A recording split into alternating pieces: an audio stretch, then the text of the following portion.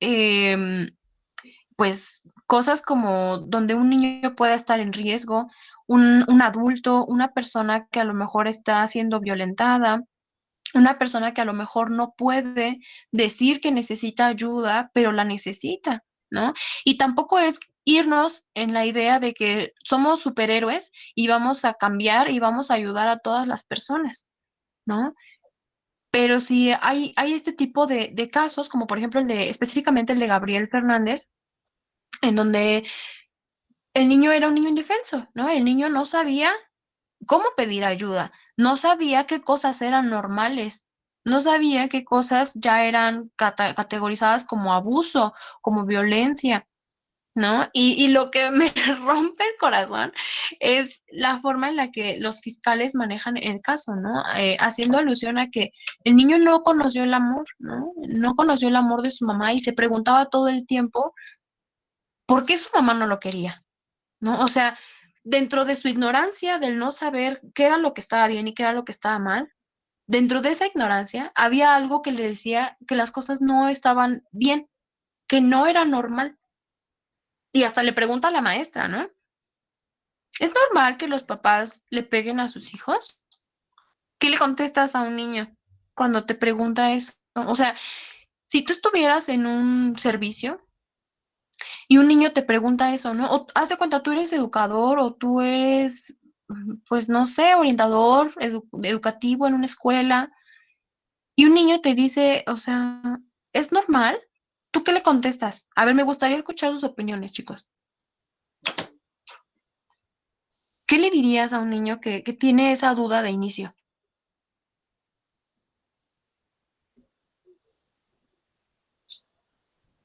A ver, ¿quién quiere ser valiente?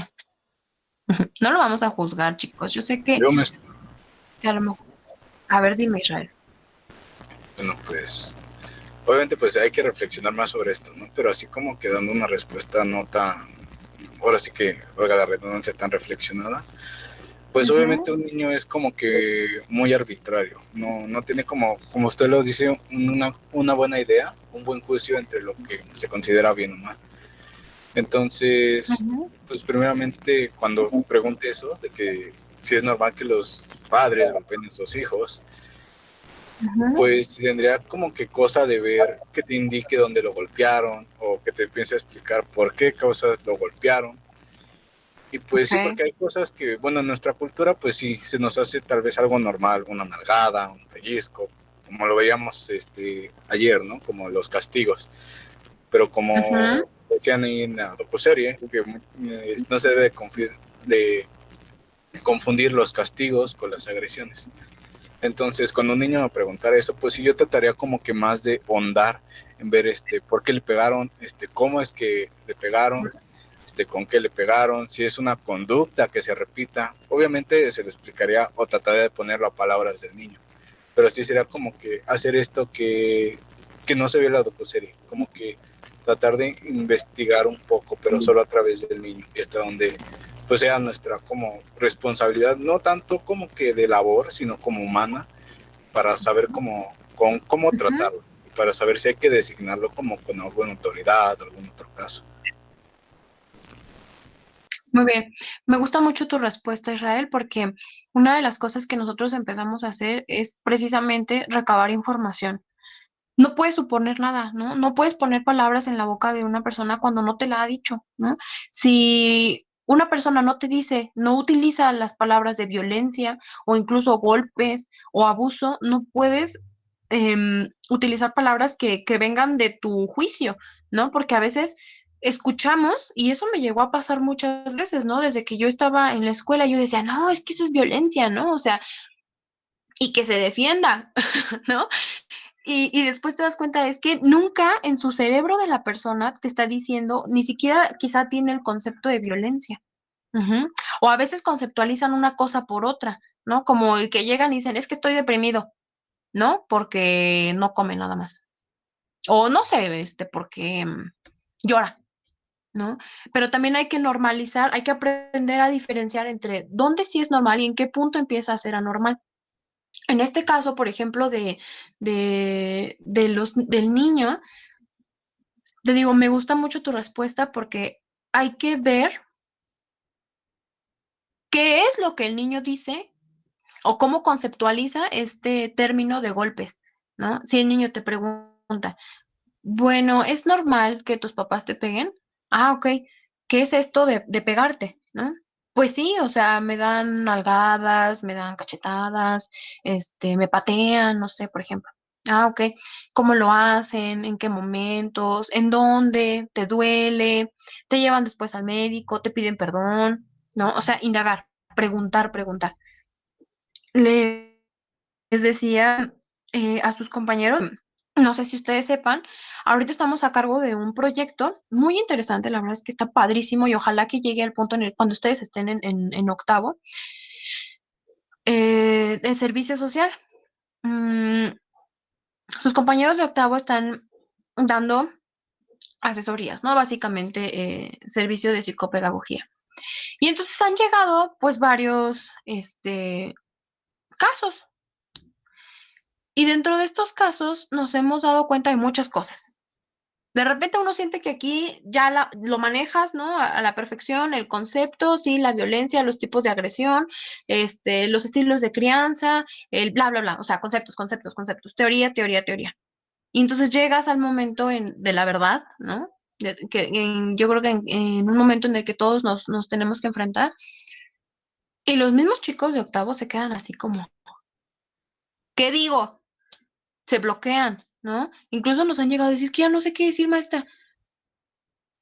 Y tampoco es con el hecho de asustarlos, pero a mí sí me gustaría que a través de estos casos, que por lo menos vamos a ir viendo de una forma práctica aquí en el aula virtual, vayamos haciendo uso precisamente de estas habilidades que nosotros tenemos que ir desarrollando, ¿no? A mí me causa mucha controversia, no sé si a ustedes, igual que a mí, el papel de la maestra específicamente de Gabriel Fernández. Porque el niño, o sea, la maestra sí se daba cuenta que habían indicadores de abuso, ¿sale? Ella sí se daba cuenta y sí lo reportó, pero no hubo un seguimiento. Y entonces ella ya no sabía qué hacer. O sea, no sabía hasta dónde su papel llegaba, no sabía hasta qué punto estaba invadiendo quizá la privacidad. Bueno, eso ya son en capítulos posteriores, ¿no? En este caso nada más vamos a hablar sobre los primeros dos. Pero su función como educadora de pronto se veía comprometida a hacer otras cosas, pero a la vez confundida de saber si realmente ella tenía que involucrarse más en este caso, ¿no? Y algo que yo les decía, por ejemplo, a sus compañeros de octavo, es que nosotros no somos superhéroes. No podemos intervenir en la vida de todas las personas para cambiarlas a nuestro juicio, porque hay muchas personas que a lo mejor viven en situaciones de violencia, de abuso, de relaciones tóxicas, ¿no? O sea, no les pasa que tienen amigos y que de repente les dicen, amiga, date cuenta, ¿no? Y tú quieres cambiarla y tú quieres que se dé cuenta a toda costa y tú quieres que cambie y tú quieres que su vida sea buena, pero a lo mejor para esa persona su vida ya es buena. Ujú. Y no podemos estar interfiriendo en la conceptualización que las personas tienen. Si esa persona no te pide ayuda, nosotros como profesionales no debemos intervenir, salvo casos extremos. Y uno de esos casos que yo veo extremo es un caso, por ejemplo, de abuso, de violencia, de tortura, ¿no? Que en este caso dista mucho de los castigos que veíamos ayer, del tipo de castigos y reforzadores, dista mucho ya de ese panorama. Ahora estamos hablando ya no nada más de castigos y de reforzadores. Ya estamos hablando de un caso de violencia extrema a tal grado de que llega a la tortura. Ajá. Y finalmente, pues deriva en un homicidio. Entonces, mm, estos casos yo quisiera que los tomáramos sí con esa seriedad. A lo mejor, quizá yo puedo tener un poquito más de experiencia que ustedes en este sentido, tan solo en este sentido. Y aún así me causa como, ay Dios, no, está como feo, feo darte cuenta porque todo falló, o sea, todo salió mal, todo. la estructura familiar, la escuela, los servicios infantiles, el gobierno, ¿no? Este, mm, todo salió mal, todo, todo, todo, todo. Y hay una teoría que yo les comentaba también eh, en psicología social que habla precisamente en donde cuando una cosa sale extremadamente de lo normal y que sirve para ir regulando también la conducta de la sociedad o de la cultura. Entonces, pensando en esa teoría, y creo que es la teoría de la homeostasis social, diría que tienen que suceder a veces situaciones muy extremas, como por ejemplo el caso de Gabriel, para que cayeran en cuenta otros medios u otras aristas de lo que estaban haciendo mal. O sea, yo te lo juro que esto marcó la vida de muchas personas, ¿no? La docuserie empieza entrevistando a una enfermera, ¿no?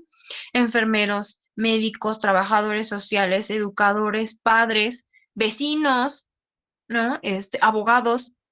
Yo creo que todo ese conjunto de personas, aunque nosotros lo vemos aislado, aunque no fue algo que sucedió, por ejemplo, aquí en México o no sucedió pues en nuestra sociedad cercana, y sucede en un país donde en teoría prestan mucha atención al cuidado de los niños, ¿no? Donde un país desarrollado como Estados Unidos no tuvo la capacidad de intervenir en un caso tan extremo como este. Y entonces, nosotros mexicanitos, ¿no? Que inocentes, bonitos somos, ¿qué esperanza tenemos, ¿no? De que se haga justicia en un caso de esto. Y entonces, esto quizá lo podemos también ver reflejado desde ese punto de vista en los casos de feminicidio, en los casos de violencia familiar, y así sucesivamente, ¿no? Y la lista puede ser muy, muy larga.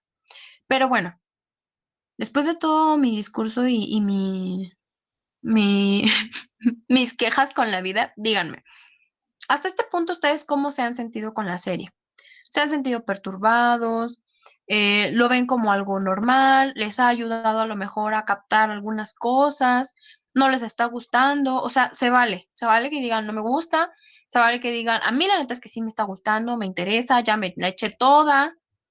No, díganme, quiero escucharlos. ¿Qué opinión ustedes tienen acerca de estudiar estos casos académicamente? Yo, maestra. Sí, te escucho, Yo en lo Dulce. personal, igual, incluso cuando aquí en mi casa vieron que empecé a ver esta serie y igual mi familia me estuvo acompañando porque andaban viéndola conmigo, me decían, oye, Ujú, ¿por qué ves eso, no? Está muy fuerte o igual, ¿no? Pues se daban ujú, cuenta que también me tocaban muchas emociones a mí por diferentes factores. Pero a mí ujú. también en lo personal me llama la atención ver como esos tipos de casos. Y yo creo que en la carrera nos sirve mucho, ya que como lo decía usted hace rato, nos vamos a encontrar en el largo de camino tanto como niños que pueden tener algún factor, ¿no?, de violencia y el aprender a identificarlos y cómo a poder a reaccionar. Pero también vamos a trabajar con personas adultas que van a arrastrar problemas desde su niñez y para poder identificar qué factor fue el que lo detonó, ¿no? Y de igual también de ahí saber a qué parte se va a canalizar para ver quién más puede trabajar junto con nosotros y encontrar una buena alternativa para ellos y seguir con su desarrollo, perdón. Entonces yo creo muy conveniente esto, ¿no? Porque en igual diferentes casos que luego yo he visto, vas viendo como la mentalidad, ¿no? O cómo trabaja la mente de cada sujeto. Y a pesar de que a lo mejor dos sujetos viven el mismo acontecimiento, lo viven en su persona de diferente manera, ¿no? O su mente lo desarrolla de diferente Ujú. manera. Entonces yo creo que es como Así muy es. favorable. Sí son fuertes, porque sí son fuertes, y también nosotros ahí tenemos que aprender cómo a separar un poco las emociones y enfocarnos más como que en lo que es el trabajo, ¿no? Por así decirlo. Pero sí es como que empezar a trabajar desde nosotros, el separar, porque al fin y al cabo nuestro trabajo va a ser como el guiar, ¿no? O el acompañamiento. Y que igual tenemos que aprender a identificar hasta qué punto podemos adentrarnos, a lo mejor como persona individual, nos gustaría hacer mil cosas, ¿no? Por esa persona que tenga algún problema, Sí. pero el aprender a identificar realmente hasta qué punto podemos hacer es lo que tenemos que ver y todo eso nos va a ayudar a eso. Ok, muchas gracias, Dulce. Sí, em, Y les platico esto porque ahorita lo estoy viendo. Nunca había estado a cargo de un servicio social, pero ahorita que lo estoy viviendo con sus compañeros, yo me doy cuenta que a veces incluso nosotros tenemos carencias emocionales, ¿no? Y me gusta mucho lo que tú comentas porque es totalmente cierto. Cuando tú llegas a atender casos, y seguramente ya han visto este concepto de la transferencia y la contratransferencia, también es válido que nosotros digamos no puedo o no quiero, ¿sale? O que en algún punto de tu tratamiento con una persona te enganches y tú empiezas a darte cuenta que a veces quieres defender a una persona o quieres defender su punto de vista. Cuando tú te das cuenta que eso pasa, significa que tú ya no le puedes ser útil a la persona, porque no estás viendo el caso de una forma objetiva, ¿sale? Lo estás viendo desde la subjetividad de tu persona. Ujú.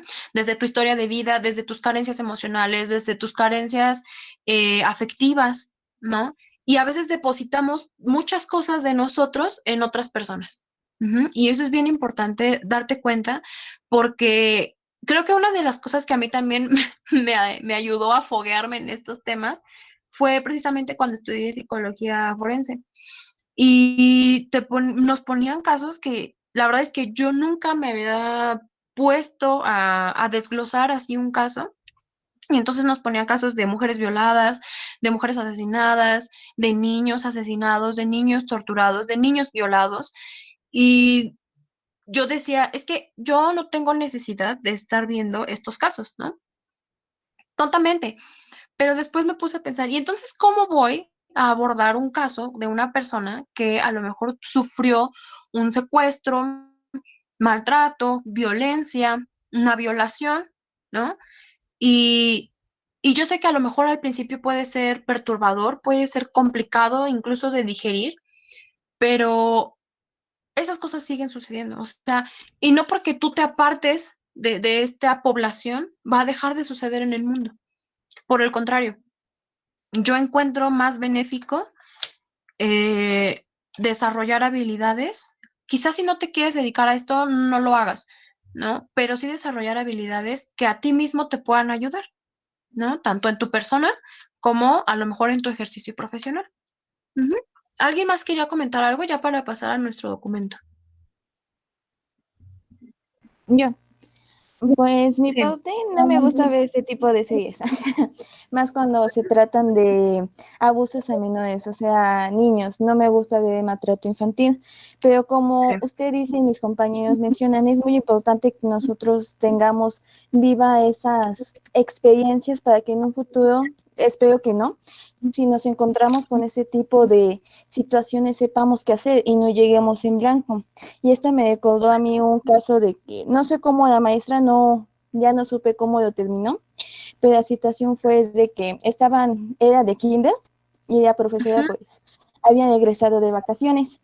Y la misma ujú, pregunta que hacen todos los maestros, ¿no? Diciendo de que, ¿cómo les fue sus vacaciones, no? Quisieran de vacaciones. Y un niño le ujú. mencionó a la maestra de que, yo era encargado de llevar la comida a la persona que estaba secuestrada abajo de mi casa. Y Guau. cuando escuchas eso, sí, cuando escuchas eso, pues la maestra se quedó pues atónita, ¿no? ¿Cómo puedes actuar así sabiendo de que el niño se pasó todas las vacaciones con una persona que estaba secuestrada en su casa, ¿no? Y no sé cómo terminó, ya no me pude enterar en esa situación, pero sí siento que aunque no nos gustan estos casos, es muy importante que sepamos pues que qué tal si un día nos llega así un niño o casos más fuertes, ¿no? Y que nosotros no sepamos hacer nada, pues no se me hace lo más indicado para nosotros, que ya vamos a estar tratando a la humanidad. Así es. Eh, Qué interesante, la verdad es que también cuando tú te enteras de más cosas que pasan, te quedas así como de, ¿qué? ¿No? Es complicado, sí, les voy a decir. Yo honestamente he vivido casos complicados. Mm, Creo que en su mayoría tienen que ver con esta parte de lo jurídico y lo forense. A lo mejor en el ejercicio clínico no me han tocado casos así muy graves. eh, y a mí me parece que también tengo el derecho de, si en algún momento llega un caso grave y yo lo detecto y entonces yo empiezo a sentir cosas a través de esto. Digo, en todo momento es normal, ¿no? Que tú sientas empatía hacia las personas, pero cuando te empiezas a enganchar en un caso, es momento de pedir ayuda. Y es momento de que a esa persona la canalices con alguien que a lo mejor se dedique a esta parte, ¿no?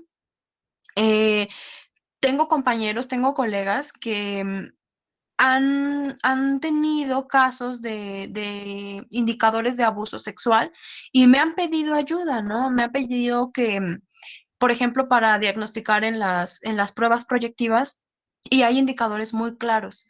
Y entonces hay ciertas personas que incluso me llegan a decir, bueno, ¿tú lo puedes atender? Y la verdad es que yo digo que no. O sea, lejos de que sea mi trabajo, de que también yo pueda ganar dinero a través de eso, no me siento capaz de ayudarlo como una persona que se dedica específicamente a la atención de víctimas de abuso sexual.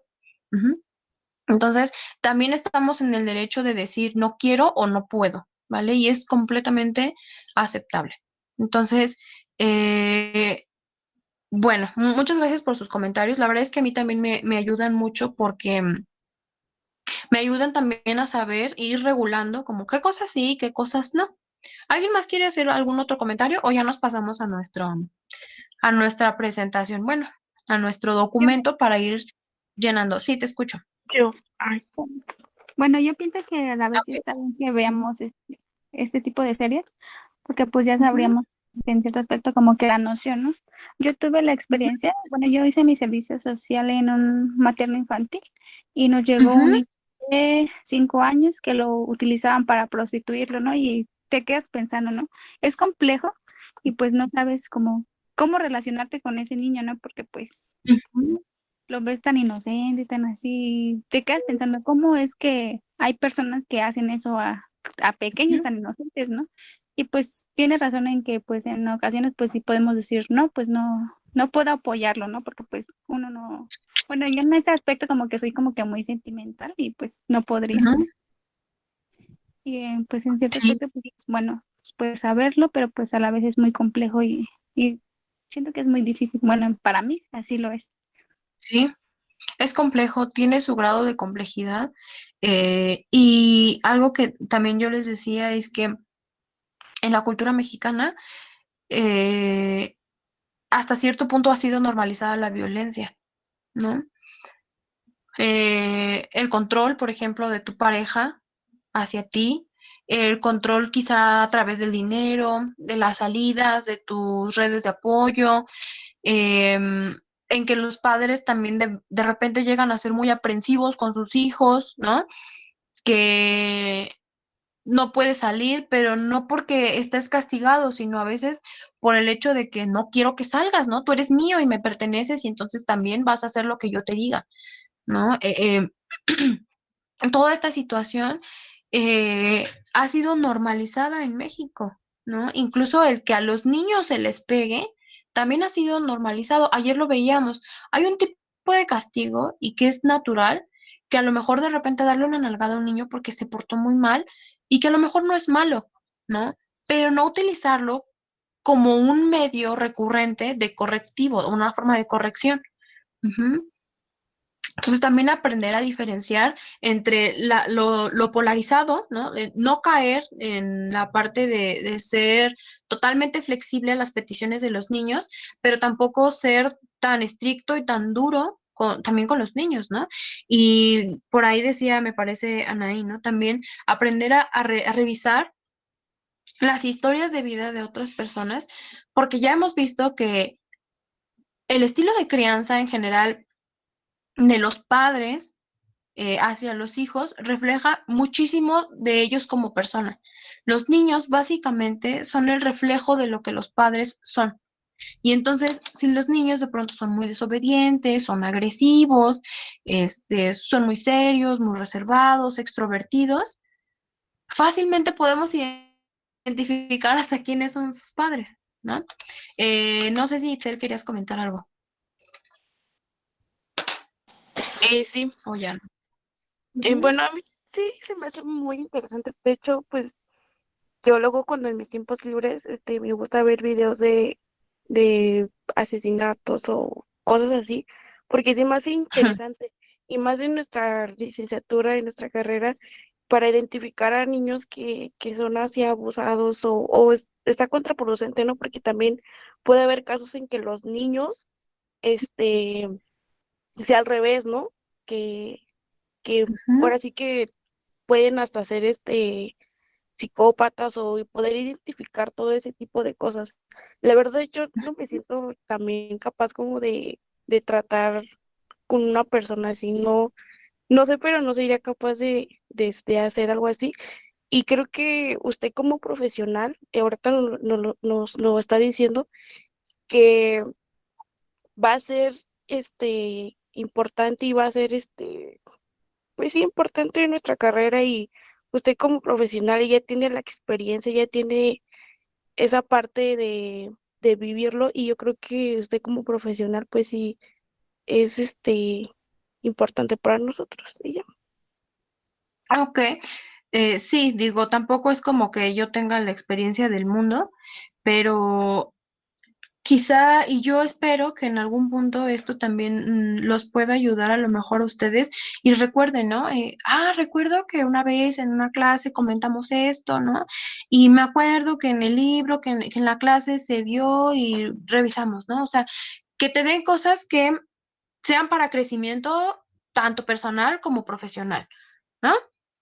Bueno, ahora sí, vamos a comenzar con nuestra actividad. En este caso, no van a estar obligados a participar todos, van a participar los que quieran, ¿sale? Tantos como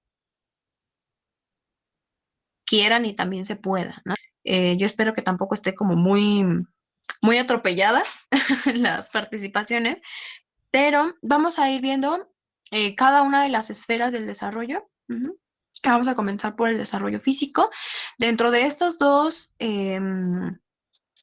capítulos que hasta ahorita que han visto, a lo mejor algunos ya lo vieron completo, que bueno, para que ya no tengan como más pendientes, está súper bien. Eh, Me dice saque y saque, no sé si la aplicación o mi internet. No sé, ¿los demás tienen problema?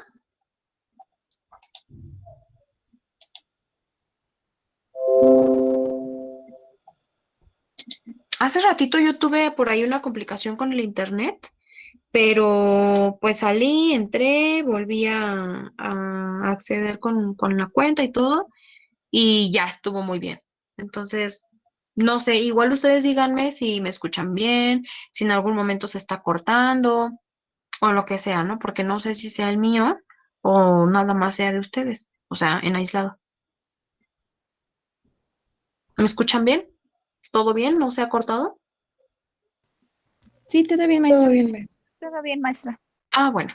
Entonces, tal vez es tu dispositivo, no me acuerdo quién me comentaba eso, pero chécalo, igual si quieres salte, Kevin, si quieres salte y vuelves a solicitar el acceso y ya te doy acceso, ¿sale, vale?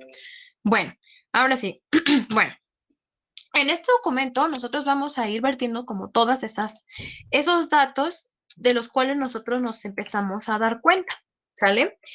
Bien, dentro del desarrollo físico, específicamente hablando del caso de Gabriel, ¿qué factores vemos? ¿Tuvo un desarrollo físico normal, anormal? ¿Cómo lo sabemos? ¿Qué datos tenemos en general?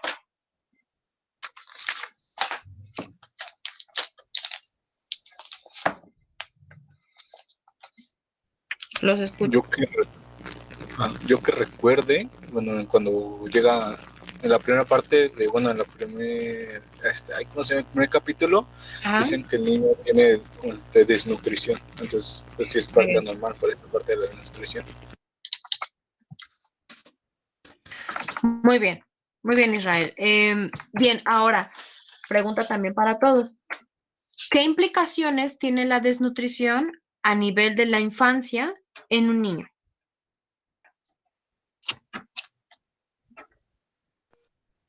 No tienen un desarrollo apto óseo. Ujú. Bueno, maestra, bueno, yo cuando estuve en el hospital tuve la experiencia de que una bebé llegó por desnutrición Ujú. y como consecuencia tuvo un derrame cerebral y pues ya no vivió. Ok, tuvo un derrame.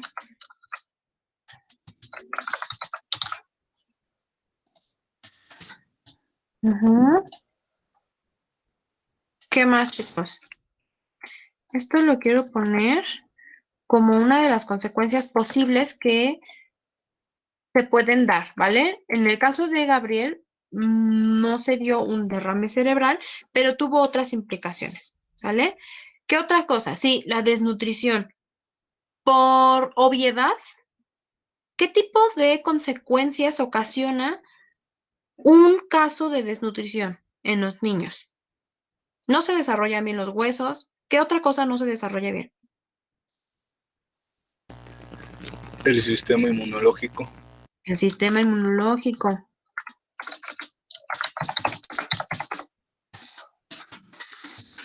¿Ocasionando qué? Diversas, ¿cierto? Bien, ¿qué otra cosa vemos a raíz de la desnutrición? Detiene el crecimiento. Deterioro de la vista. Muy bien.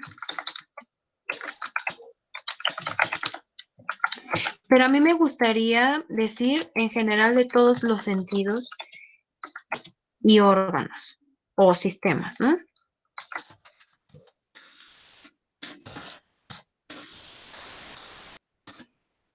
Ujú.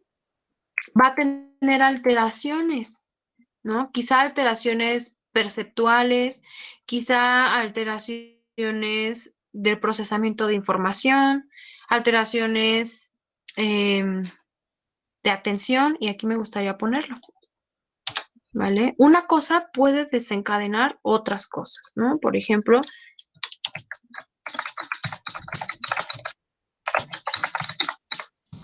si la atención está afectada, por consiguiente, la memoria. Ujú.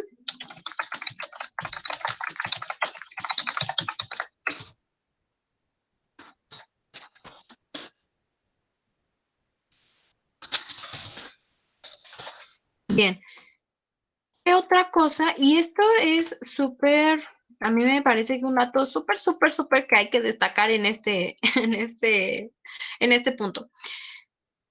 No estoy segura si fue en el primero o en el segundo capítulo.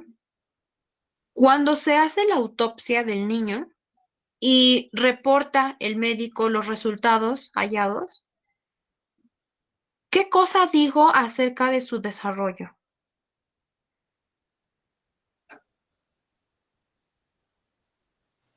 Dijo sobre una parte de que tenemos en el cuello que no Ujú. tiene desarrollado, no me acuerdo cómo se llama, pero debía de pesar un tanto de gramos y él solo apenas creo que 10 gramos pesaba. Muy bien, ¿vale?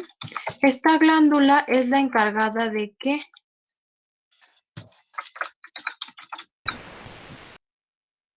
Ajá, es la glándula del desarrollo. ¿Sale, vale? Entonces, esta glándula básicamente dice que en niños normales, si no mal recuerdo, y ahí lo dijo, eso es un dato de la docuserie, dice que normalmente pesa de 25 a 50 gramos, me parece. ¿No? En el caso de Gabriel, tan solo pesaba 10 gramos. ¿No? Y es una glandulita que es redondita, gordita. En niños y en adolescentes está más grande que en los adultos. ¿Por qué? Porque el desarrollo físico de los niños desde la etapa prenatal hasta entrada a la adultez es muy rápido, es sumamente acelerado. Cuando llegamos al periodo de la adultez, el desarrollo es más lento. No significa que dejemos de crecer, no, por supuesto que no, pero es mucho más lento. Ajá. ya alcanzamos nuestra estatura máxima, ya alcanzamos también el tono de nuestra voz, por ejemplo, cómo es, la forma en cómo aprendemos, nuestra locomoción, las habilidades motoras finas, motoras gruesas, ¿no? Empezamos a afinar algunas otras, pero en general ya está establecido, ¿sale, vale? Entonces, por eso, ese es uno de los motivos principales del por qué esta glándula es más grande en los niños, ¿vale? Porque está más estimulada, ¿vale? ¿Va a acabar? Entonces, ese mismo doctor da también ciertos datos acerca de este tejido, ¿sale? ¿Se acuerdan por qué dijo que estaba más chica y menos pesada o más ligera que la de un niño normal a su edad? Si no estoy mal, él se refería al estrés que estaba viviendo el niño. Por supuesto.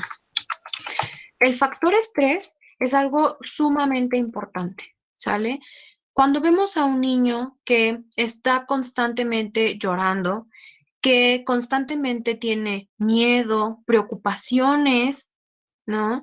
Tiene muchas cosas que hacer, por ejemplo, cantidad de actividades, ajá, en general, ocasionado por miedo, ocasionado por tristeza, eh, ocasionado también a lo mejor por, ¿qué otra cosa puede ser?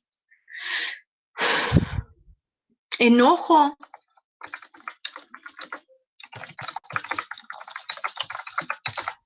frustración, ansiedad. Ujú. Y entonces, todas estas cosas, Gabriela las vivía, ocasionando que su cuerpo pues estuviera sometido a estrés constante, ¿cierto? Y entonces esto es lo que ocasiona que haya una atrofia en el desarrollo normal de las glándulas, o bueno, en este caso de la glándula. ¿Sale? Mariana, ¿verdad? Entonces, sí, creo que sí te había visto, Mariana.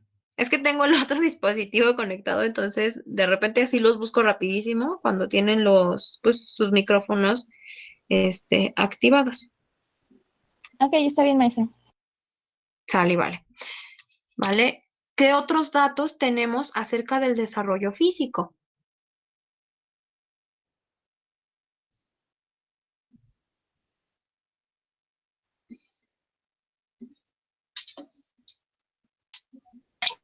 Maestra, ¿entraría sobre el dato que le hicieron al niño? O sea, No te entendí. si ahí entraría lo del maltrato, lo que le hicieron al niño, o sea, que pegaban y lo torturaban y así. Ujú. ¿Eres Andrea? Sí. Muy bien. Lo que es obvio, ¿sale? El maltrato. ¿Qué tipos de maltrato, tú misma, Andrea, qué tipos de maltrato recibía el niño físicamente hablando? Bueno, yo recuerdo que tenía varias costillas rotas, partes de la piel quemadas, sus manos estaban hinchadas porque también se las quemaban, no me acuerdo bien si esa parte. Tenía fracturas en los dedos, en las Ah, sí, costillas. sí, creo que con el cigarro lo quemaban, ¿no? También. Ajá, tenía quemaduras, ¿no? No me recuerdo más, maestra, de lo que... Ok, Yo, maestra, te escucho. También eran las cortaduras en su cuello, ¿no? tenía una fractura craneal deprimida. Muy bien. ¿Quién fue esa persona? Yo, Yo, Rojas Ponce. maestra. Cruz Ay, Hernández. Rojas, Tamara, ¿verdad? Sí. Bien, no sé si Dulce, ¿querías comentar algo? Sí, también tenía las heridas de bala por estas balas ¿cómo se llaman? Ay, se me olvidaron las balas, ¿cómo se llaman esas? Ujú. Ajá, exactamente, tenía golpes. En este caso tenía una fractura, ¿no? Tenía fracturas en las costillas, en el cráneo, en los dedos, ¿no? En las También tenía la pérdida de dientes, ¿no? Exactamente. Y tenía cortes por todo el cuerpo. Tenía quemaduras de cigarro. Así es. Muy bien. A ver, díganme sus nombres porque no alcancé a verlos a todos. Chávez García. Chávez, ya te apunté. Bueno, yo ya participé. Ya me había apuntado. ¿Eres quién? Rojas Ponce. Ah, ok. Ya. Tamara, ¿verdad? Sí, maestra. Ok. Ajá. También llegaba sin, bueno, a algunas clases sin mechones de pelos y los labios muy hinchados. Muy bien. Tenía, bueno, no era pérdida. Am, tanto tenía abrasiones como, bueno, básicamente le jalaban o le cortaban el cabello, ¿no? Ajá, y a eso se le hacían costras también. Ujú, Y también le daban de comer arena de gato. por supuesto. ¿Quién comentó eso? Yo, maestra, cruce el nombre. Martínez Martínez.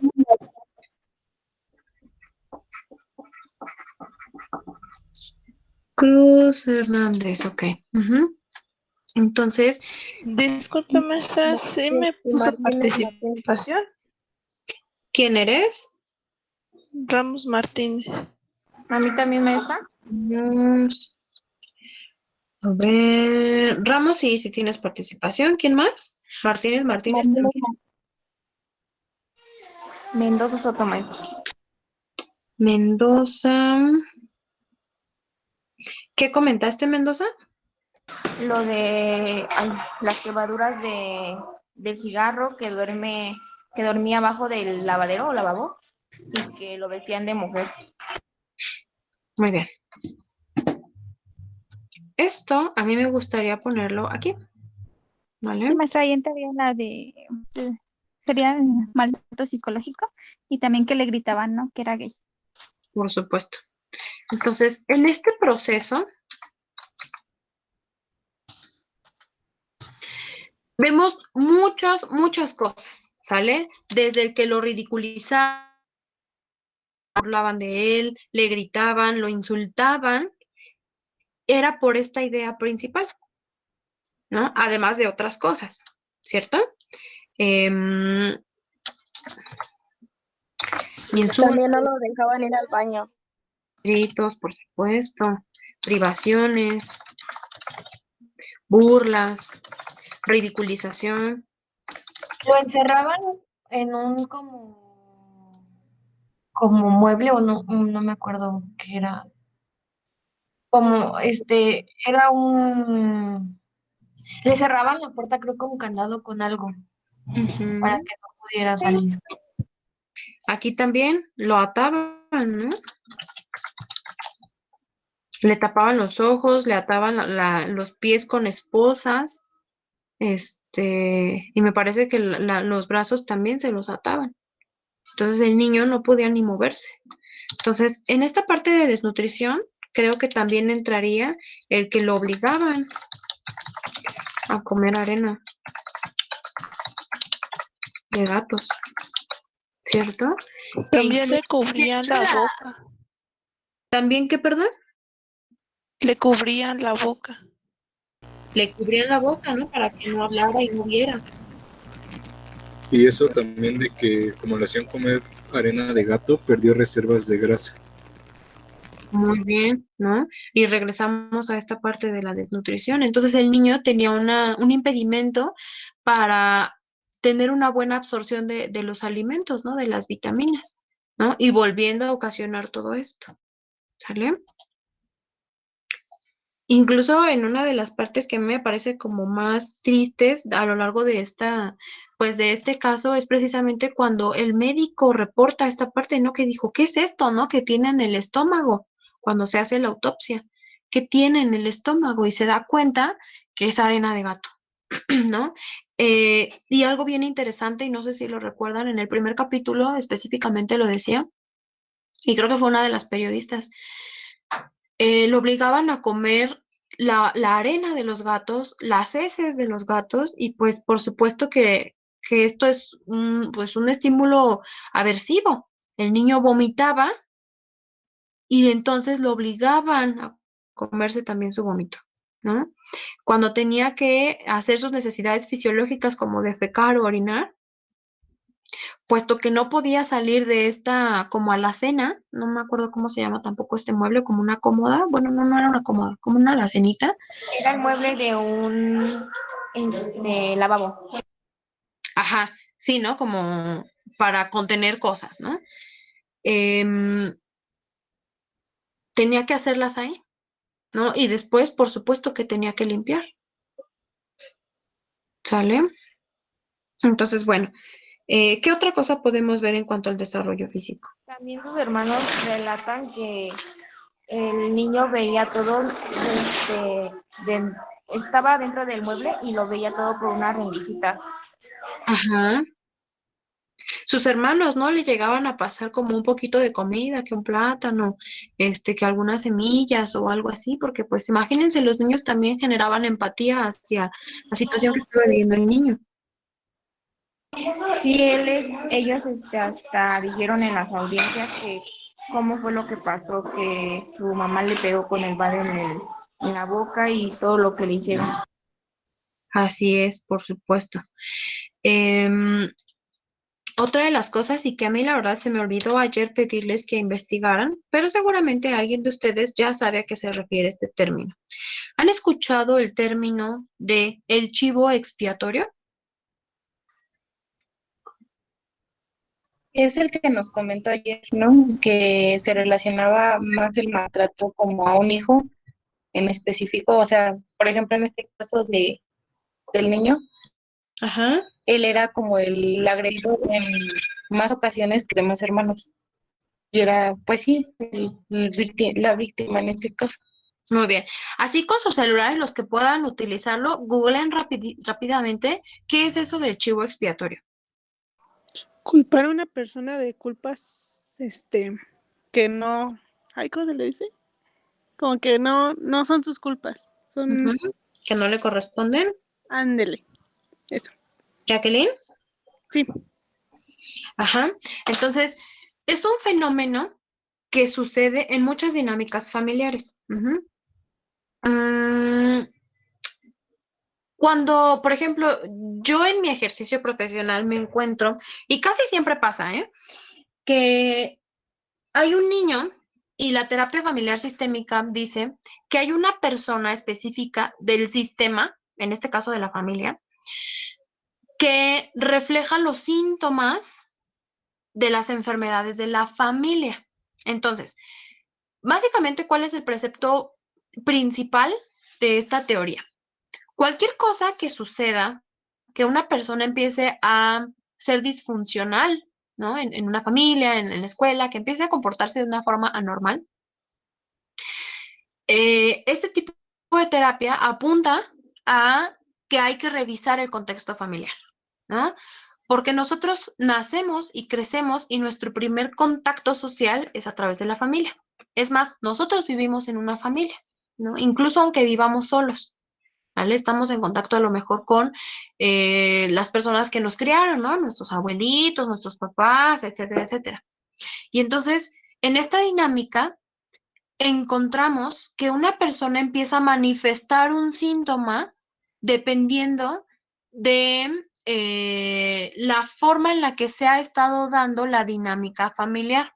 Es decir, si todo el tiempo los papás están gritando, ¿no? Y que a lo mejor es una conducta normalizada, que ya es muy transitoria, es muy normal, incluso hasta puede llegar a ser banal dentro de la misma familia. Y de repente un niño empieza a tener ciertas acciones quizá agresivas o empieza a ser un niño muy introvertido. Ujú. Este tipo de terapia dice que también los niños son el reflejo de las acciones de los padres, ¿vale? Como yo les decía hace un ratito. Entonces, los niños aprenden básicamente cómo es que tienen que funcionar en ese círculo social que es la familia. Y entonces, a veces esa persona que se vuelve el síntoma es la considerada chivo expiatorio. Suena chistoso, yo sé que sí, La primera vez que yo lo escuché me reí, ¿no? Pero lejos de eso, em, ese término se utiliza también para personas que em, se les atribuye todos, todos los males, todo lo que está incorrecto, em, todas las culpas y las responsabilidades se le cargan a una persona. En este caso, lo primero que incluso se puede llegar a pensar es, ¿por qué a ese niño, por qué a Gabriel Fernández se le infringía tanta violencia o tanta tortura, siendo que tenían otros dos niños y con ellos no sucedía esto?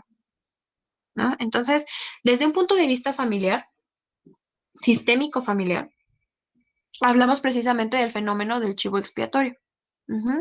En donde cualquier cosa que sucedía, incluso cualquier descarga de emociones negativa, iba hacia el niño. Entonces, básicamente, todo lo que hacía el niño, aunque estuviera bien, ¿me explico? Porque aquí sucedía algo bien interesante.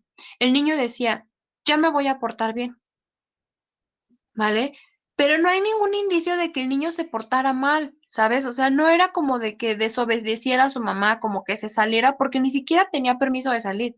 No era como que no entregara las tareas porque era un niño ignorado, porque nunca le importó a sus cuidadores. Ujú. Entonces, en este proceso, el niño hiciera lo que hiciera, estuviera mal, estuviera bien, estaba mal, porque él se volvió el síntoma de la familia. Ajá. Él se volvió la salida de los problemas familiares.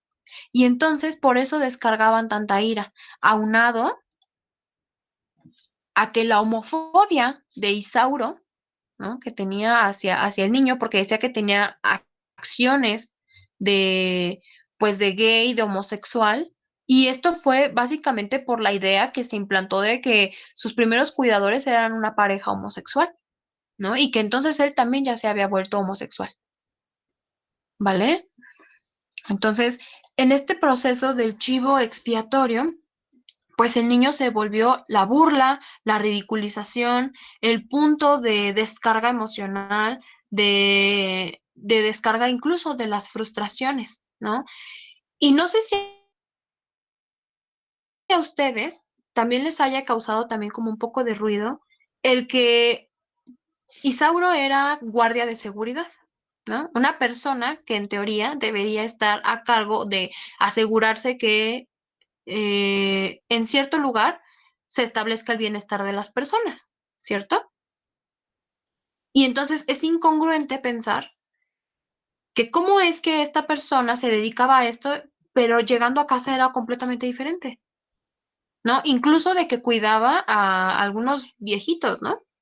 Me parece que era como una casa de día o un asilo.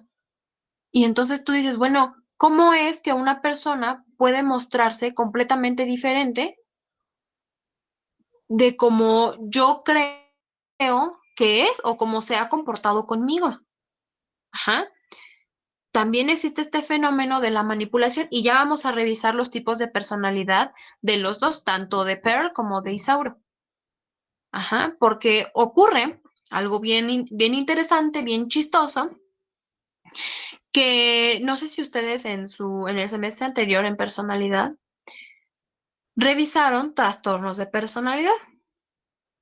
Y entonces en los trastornos de personalidad empiezas a darte cuenta que hay algunos que hacen match con otros.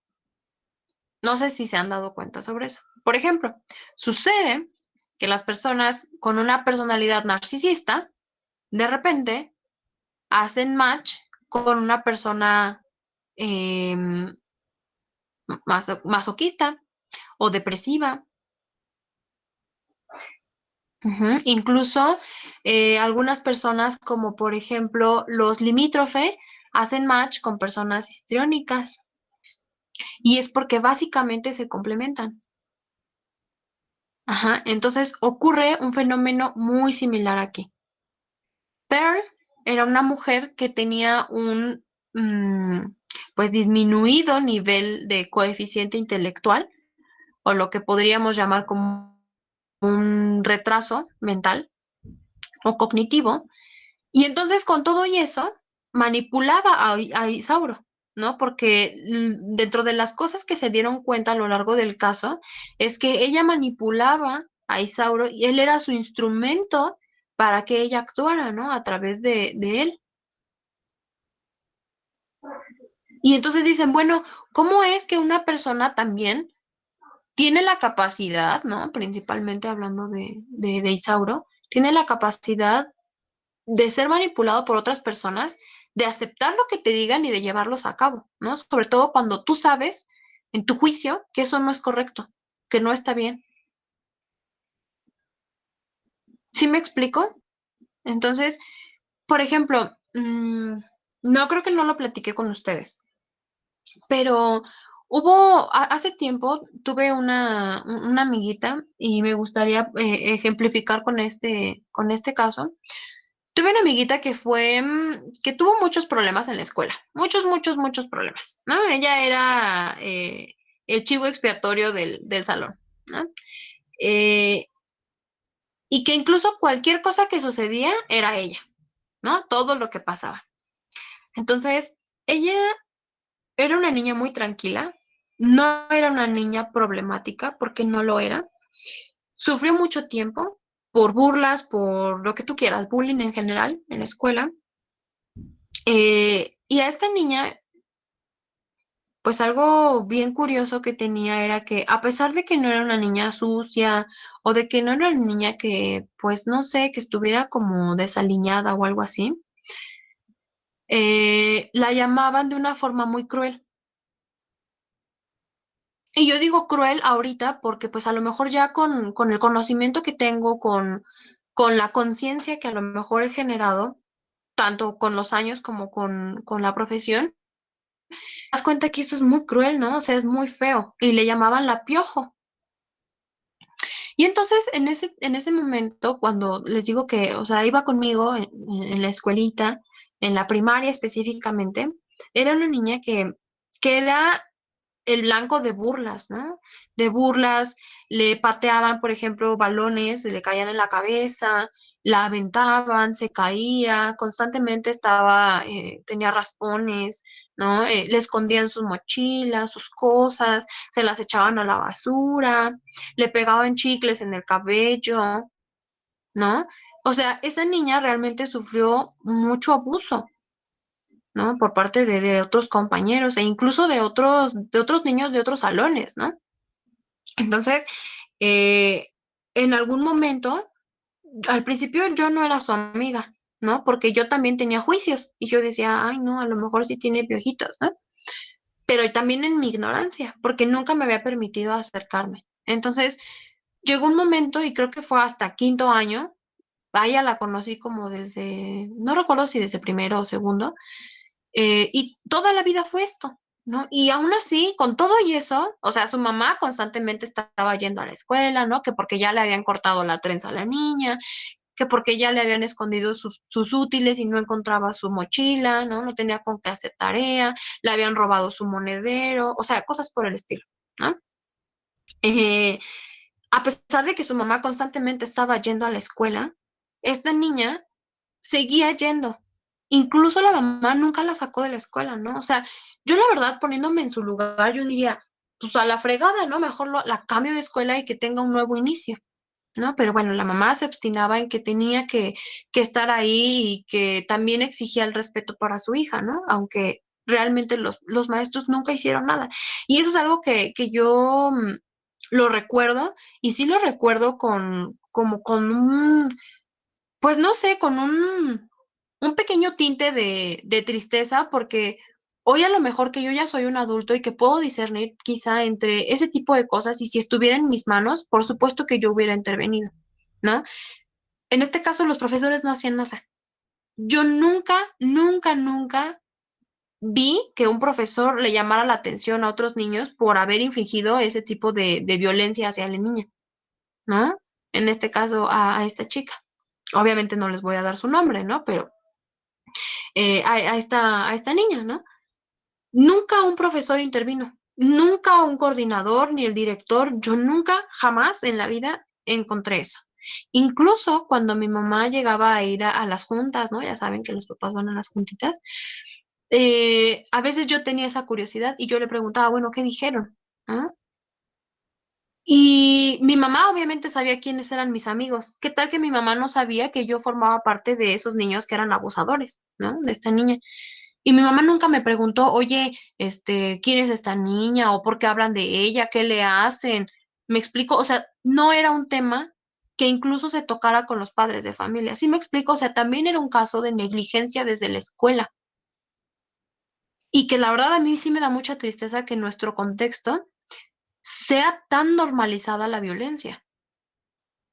Y yo les comentaba a sus compañeros que hace no mucho, hace como, yo creo que unos 4 o 5 años, me la encontré en la calle, ¿no? Aquí por casa de mis papás me la encontré y la verdad es que me dio mucho gusto verla, porque después de que sucedió todo esto, como les digo que como en quinto año, me di la oportunidad de conocerla un poco y nos hicimos amiguitas.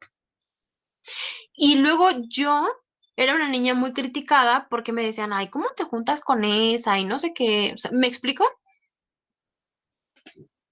Pero quizá tiene que ver con lo que también en la casa se me enseñó. Y en casa nos enseñaron pues sí, a ser empáticos, a ponernos en el lugar de las otras personas y a ayudar a quien lo necesite, ¿no?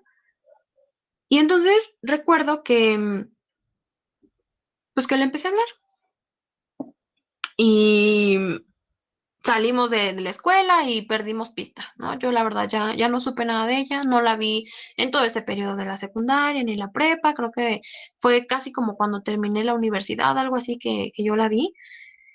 Y ella, pues me la encontré, estuvimos platicando un ratito muy chiquito, ya tenía una niña, ¿no? Por cierto. Y algo que así como que me dio, ay, no sé, es que no sé cómo decírselos, pero se siente padre, o sea, está bonito. Me dio gracias por haber, o sea, por la amistad que tuvimos. Y pues no sé, o sea, a veces una persona mm, vive casos feos, ¿no? En general, tanto puede ser en su casa, de donde venga, o en la escuela, y a veces necesitan solamente como esa cercanía, ¿no? ¿Se acuerdan que vimos lo de la conducta prosocial? De niños también que de repente son retraídos, que son muy tímidos, que a lo mejor no pueden tener tan fácilmente amigos como otros. Y yo creo que también es importante generar esa empatía en los demás niños, ¿no? Para que aprendan también a identificar cuando a lo mejor otro niño está sufriendo o necesita ayuda y no ignorarlo y no dejarlo pasar así por alto. Me explico porque esto es lo que afecta principalmente su desarrollo tanto en todas las áreas, pero principalmente el psicosocial, ¿no? Y que a lo mejor se va a ver reflejado en su desempeño académico y que a lo mejor también se va a ver implicado su desarrollo físico o a lo mejor su desarrollo cognitivo, ¿vale? Pero este es el área más, quizá yo quisiera darle un poquito más de importancia, me voy a dar esa importancia, eh, porque creo que muchos años ha sido ignorado, muchos años ha sido incluso, em, ¿cómo se le llama? Pues sí, considerado no tan importante, ¿no?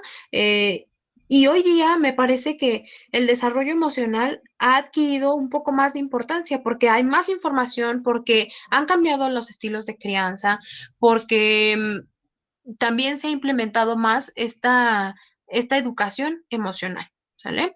Entonces, este caso que yo les platico, a lo mejor yo lo viví, pero de alguna forma me ha ayudado también a darme cuenta el por qué y de dónde radica la importancia de que los niños también desarrollen esta conducta prosocial, ¿no? Específicamente en el caso de Gabriel Fernández, tenía amiguitos, ¿cierto? Dicen que al principio tenía ciertos amigos y después empezó a alejarse, ¿sale? Por todo este proceso que estaba viviendo de estrés, no sabía obviamente cómo manejarlo, ¿no? Y los niños tienden a caer, por ejemplo, en depresión, ¿no? Viven con ansiedad, viven con tristeza, ¿no? Ni siquiera tenía hambre. ¿no? Y no salía al recreo o al receso, como se llame, al descanso, porque no tenía la energía. ¿Sí me explico? Sucede lo mismo que nosotros, ¿no? O sea, yo tengo hambre, por ejemplo, o la estoy pasando mal en mi casa, y entonces voy a la escuela y voy toda distraída, ¿no? Aunque yo ya sea un adulto y me quedo así como, ay, qué flojera, quisiera mejor irme a dormir, ¿no? O quisiera mejor irme a distraer, ¿no? A una fiesta, o quisiera pasármela mejor con mi novio, ¿no? O novia, porque pues con esta persona siento que hay un escape, ¿no? Emocional, en donde no voy a estar todo el tiempo concentrada sobre mis problemas, sobre el estrés que vivo en la casa, ¿no? Porque, por ejemplo, ¿no? Tengo responsabilidades quizá de pagar algo, de traer dinero, de que me quede sin trabajo, de que mis hijos, ¿no? Por ejemplo, o de que mis amigos, bla, bla, bla, bla. Y entonces, recordemos que un niño chiquito no elabora de manera cognoscitiva tan fácil como un adulto. Incluso hay situaciones que para los adultos nos resultan difíciles de comprender. Por supuesto que a un niño muchísimo más complicado. Ujú. Entonces, bueno, regresando a nuestro tema de desarrollo físico, ¿hay alguna otra cosa que se nos esté pasando?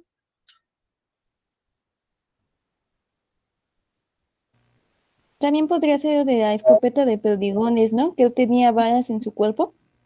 Ajá, que básicamente está categorizado dentro de los golpes, ¿no? Los instrumentos quizá pueden, ¿cómo los podríamos denominar? Uno era el bat, ¿no? El otro era, no recuerdo si era una pistola o una escopeta. A ver, tú dices que es Era una escopeta. pistola de balines. Ok, pistola de balines. Ujú. Esposas. Un paliacate, ¿no? Las tijeras con las que le cortaban el cabello. Las tijeras. ¿Qué más? La navaja con la que le hacían las cortaduras. Así es. Cigarrillos. Hebillas. ¿Qué más? Todo esto de lo que estamos hablando son instrumentos. No te entendí. Incluso las cucharas porque las quemaba y se las colocaban en su cuerpo. Ajá. También entraría la arena, ¿no? ¿Cómo, perdón? ¿La arena entraría? También la arena. ¿Qué otra cosa?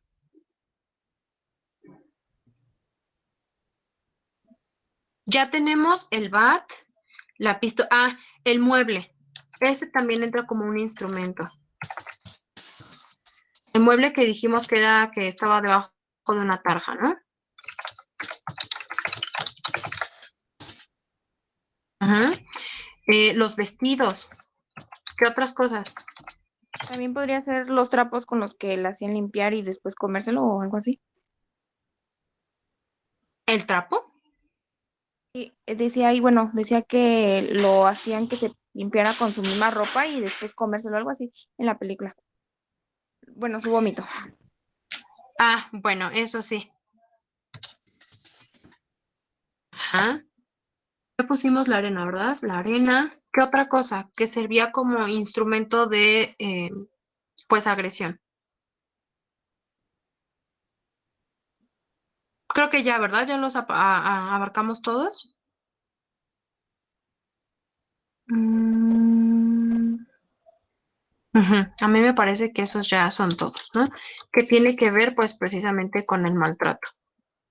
¿Qué otro factor influye en el desarrollo físico de Gabriel? También decía que no lo dejaban ir al baño, ¿no? Por supuesto. Entonces, podemos hablar incluso de una cuestión de higiene. Y aunado a eso, ¿quién comentó eso, Jacqueline? Sí. Sí. Aunado a eso, Gabriel nunca recibió atención médica. ¿Sí recuerdan esa parte? Y entonces, ¿esto qué provoca? La poca higiene o la falta de higiene Y no es porque el niño fuera sucio, sino porque lo obligaban a hacerlo. ¿En qué derivaba? ¿O en qué podría derivar? En infecciones y enfermedades, ¿cierto? ¿Qué otra cosa?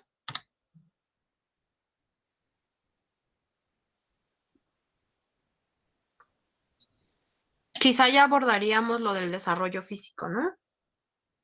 Ahora, si se les ocurre ahorita algo de desarrollo físico, me dicen, ¿sale, vale? Pero a mí me parece que ya como que abarcamos toda esta parte. Ahora bien, el desarrollo cognitivo. Aquí ya empezamos a ir discerniendo entre algunas cosas donde ya estaba manifestada, pues, estas impedimentos, por ejemplo, del aprendizaje, ¿no? En cuanto a procesos cognitivos. Primero vemos que, por supuesto, tenía problemas para poner atención. Acuérdense que casi siempre la atención y la memoria van a ir junto con pegado. Entonces, por supuesto que si tenía problemas de atención, iba a tener problemas de memorización. Ajá. También empezaba a haber problemas del procesamiento de información, puesto que este niño sufría de una desnutrición.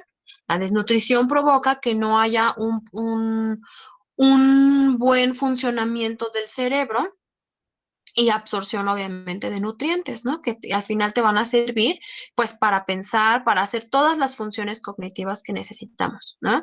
Por supuesto que el proceso de aprendizaje se iba a ver también mermado. ¿Qué otra cosa?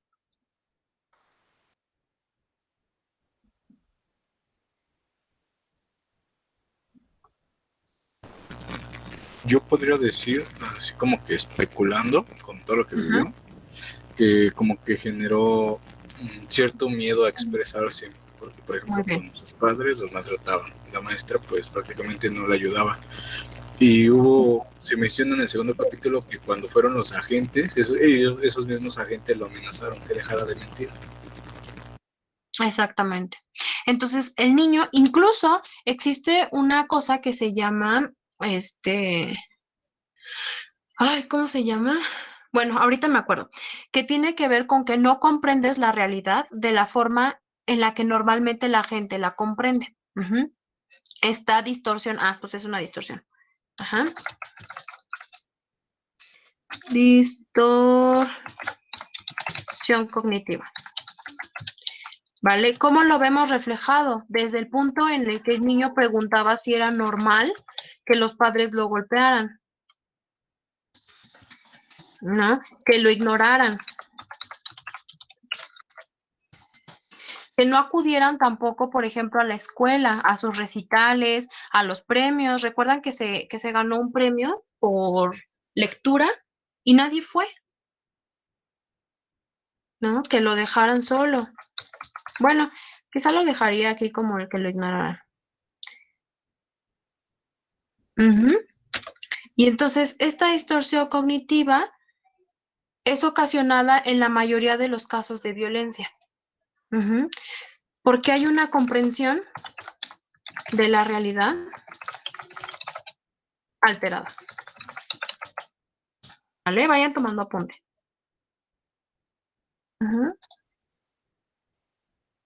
Tenía miedo a expresarse y también tenía miedo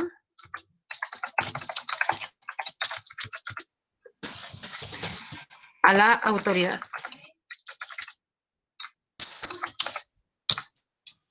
¿Qué otras cosas? Acuérdense que en esta parte, cuando hay problemas de violencia, cuando hay problemas de abuso, también hay trastornos de ¿qué?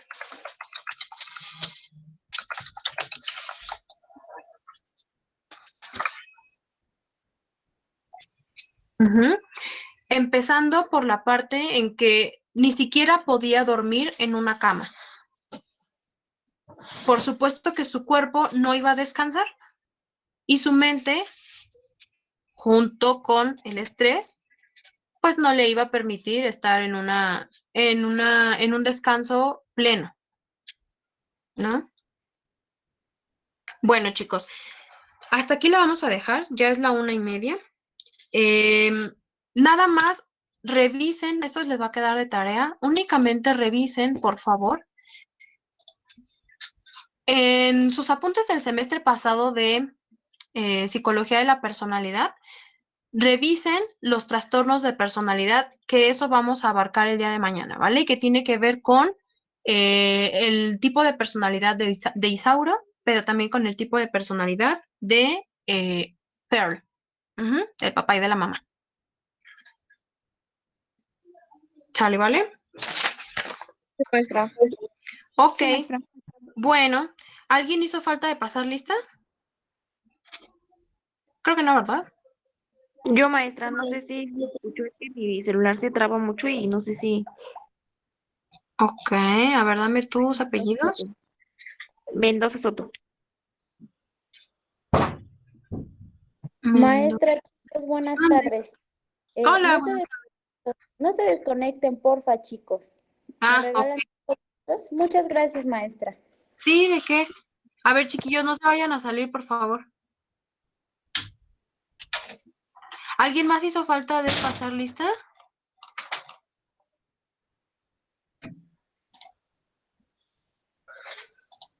Creo que ya no, ¿verdad? Ok, listo. ¿Nos va a dar información, maestra, o me salgo? Nada más quiero platicar con los chicos, porfa, maestra. Claro. Nos vemos, chicos. Entonces, ahí ya queda su tarea, ¿sale, vale? Cuídense Gracias, mucho. maestra. Gracias.